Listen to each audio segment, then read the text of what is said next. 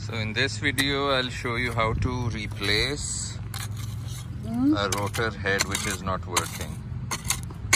So Anthony is going to do that, and I'm just going to make a video of it. Right, Anthony? Yes, sir. So this rotor had stopped rotating.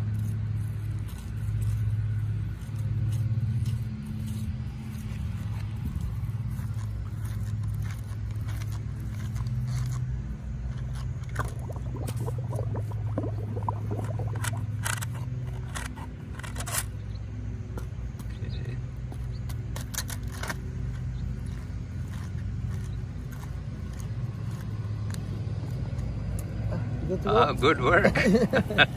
That was fast. Yeah. Okay, let me try it. Once you have done this, I will turn it on. Thanks, buddy.